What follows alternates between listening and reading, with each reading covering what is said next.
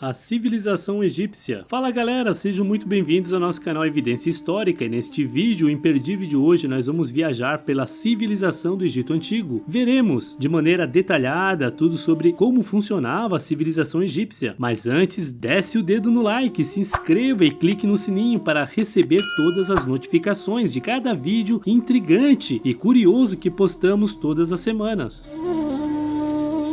Localizada no nordeste do continente africano e orbitando as margens do rio Nilo, a civilização egípcia começou a ser estruturada por volta de 10.000 a.C., com a organização de grupos familiares de agricultores que se associavam, realizando inúmeros trabalhos necessários à atividade produtiva. Com o tempo, estruturas de poder foram melhor aparelhadas, houve o estabelecimento de hierarquias e uma codificação, a princípio oral, das regras e das funções de cada integrante da comunidade humana ali formada. Tais núcleos de civilização deram origem aos nomos, que dividiam o espaço agricultável daquela área localizada no meio do deserto. Aos poucos, os nomos se uniram e formaram dois reinos: o Baixo Egito, ao norte no delta do Nilo, e o Alto Egito, ao sul.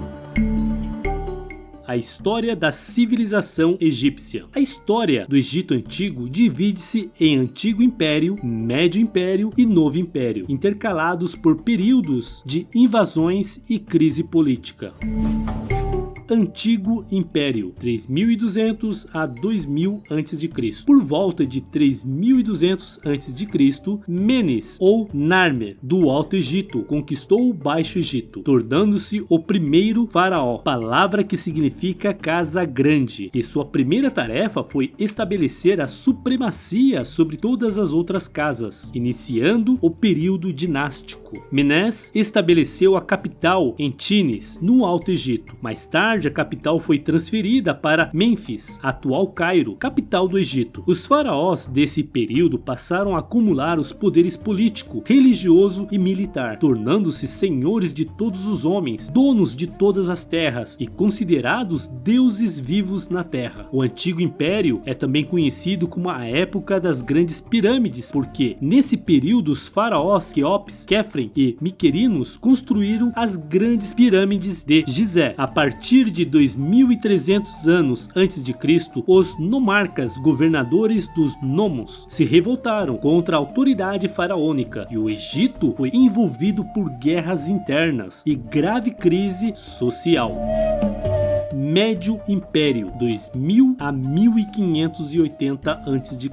A autoridade do faraó foi novamente estabelecida por volta de 2000 a.C. pelos príncipes tebanos, após as vitórias sobre os nomarcas. A capital, que era sediada em Mênfis, passou para Tebas. A paz interna foi restabelecida e o exército foi reorganizado. Nesse período, a Palestina e a Núbia, ao sul, regiões ricas em cobre e ouro, foram conquistadas. Entre 1800 e 1700 a.C., povos vindos da Ásia, os Iquisos, invadiram o Egito e tomaram poder graças ao uso de armas de ferro e de cavalos nos combates. Durante o domínio Iquiso, os hebreus entraram no Egito e ali se fixaram livremente. Com a expulsão dos Iquisos em 1580 a.C., os hebreus foram escravizados, até que Moisés liderou o povo rumo à Terra Prometida em 1250 a.C., num episódio relatado na Bíblia como Êxodo.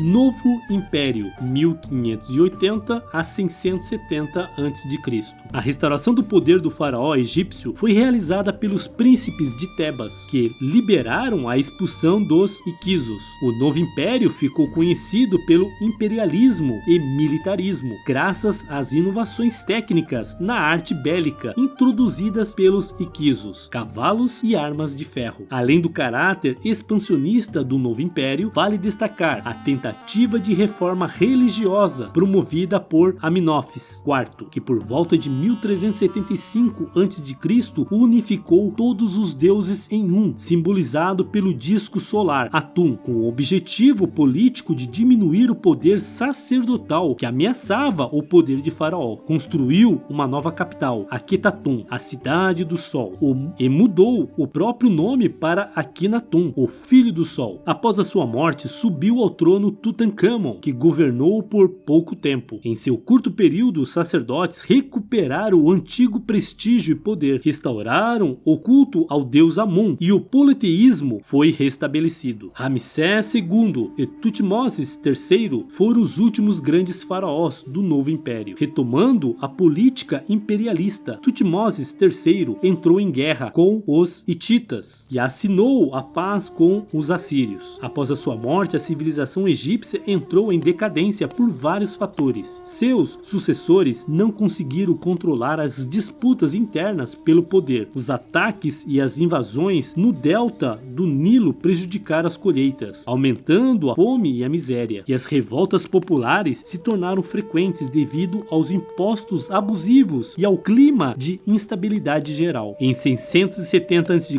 os assírios invadiram o Egito e em 525 a.C., os persas. E em 332 a.C., Alexandre da Macedônia. Por fim, em 30 a.C., os romanos. Organização política. O faraó era considerado um deus vivo, filho de Amon-Ra, o deus sol, e a encarnação de Horus, o deus falcão. Por isso o Egito formava uma teocracia, isto é, o governo de Deus, governo de origem divina. O faraó, responsável pelo equilíbrio da natureza e pela defesa do Egito, era senhor das terras e dos homens. Comandava o exército, coordenava as atividades econômicas e presidia o tribunal de justiça. Para auxiliar o faraó, havia um numeroso corpo sacerdotal, cujos poderes e privilégios chegavam a ameaçar o próprio faraó. Os funcionários reais, que fiscalizavam as obras, coletavam os impostos e mantinham a escrituração em dia, e os militares, que cuidavam da defesa do território.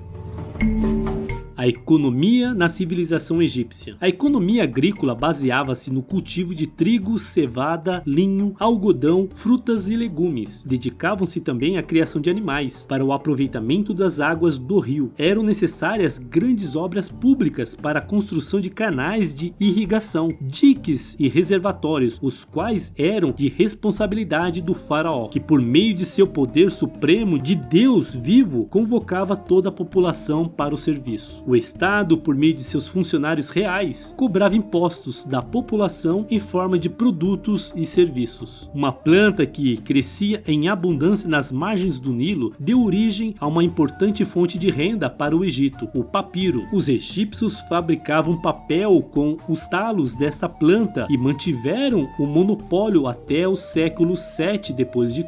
O papiro, utilizado em cestos, sandálias e cordas, era considerado uma planta sagrada, símbolo do Baixo Egito. A fim de enfrentar a confusão causada pela cheia anual do Nilo, elaboraram os rudimentos da geometria, dando origem aos estendedores de cordas, atuais agrimensores que aplicavam os métodos da geometria para traçar de novo as divisas das propriedades apagadas durante a cheia.